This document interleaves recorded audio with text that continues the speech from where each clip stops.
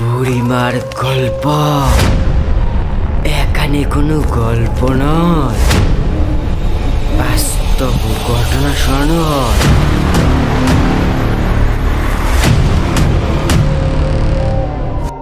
স্বাগতম সবাইকে বুড়িমার গল্পের 53 নম্বর এপিসোডে। আমি তোমাদের ছোট চন্দ্র।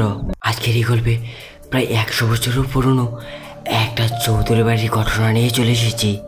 রাত নামলে সেই চৌধুরী বাড়িতে ভূতের উৎপাত শুরু হয়। কান্নার আওয়াজ, জোরে জোরে চিৎকার। রাতের বেলায় কারাই কান্না করতো সেই চৌধুরী বাড়িতে, জানতে হলে এই গল্পটা শেষ পর্যন্ত দেখতে থাকুন। চলুন গল্পের দিকে এগিয়ে যাই। পশ্চিমবঙ্গের এক প্রত্যন্ত গ্রামে একটা পুরনো জমিদার বাড়ি ছিল। সেই বাড়িটা ছিল রায়চৌধুরীর বাগান বাড়ি। আজ প্রায় 100 বছর ধরে ওই বাড়িতে কেউ থাকে না।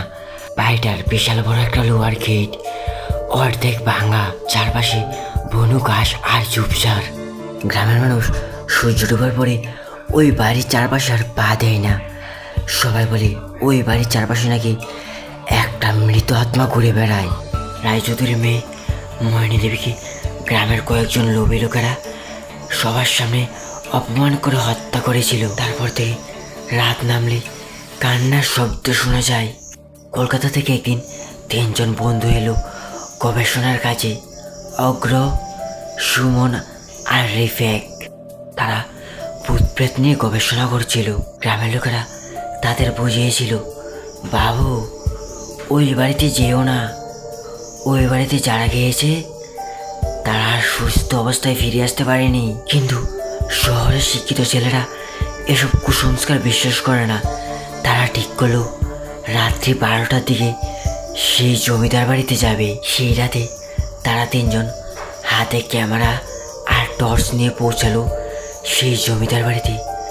বাড়ির ভিতর ঢুকতেই বাড়িটা যেমন একটা বিশাল রহস্যময়। যখন তারা ঘরের সিঁড়ি দিয়ে উঠছিল তখন একটা ঠান্ডা বাতাস এসে তাদের পুরো শরীরটাকে শীতল করে দিল।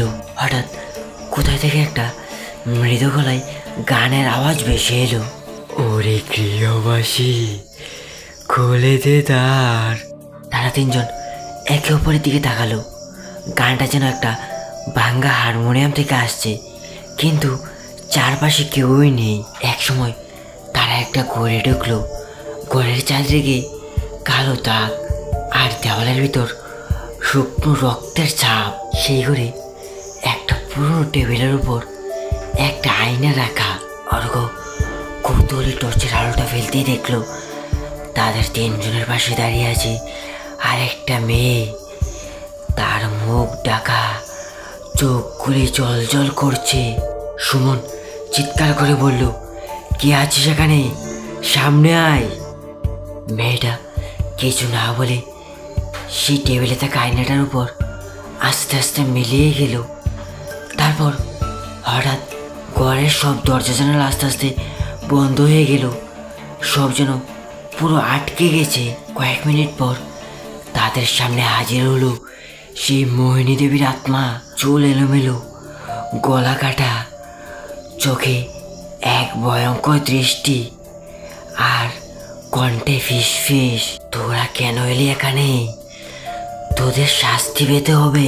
রিতেশ দৌড়াতে গিয়ে দেখলো সিঁড়ির ধাপগুলো পুরো গলে গেছে, নিচে পুরো গপগপে অন্ধকার।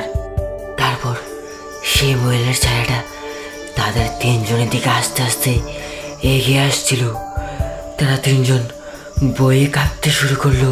বাঁচাও বাঁচাও বলে চিৎকার করছিল, কিন্তু কেউ শুনেনি।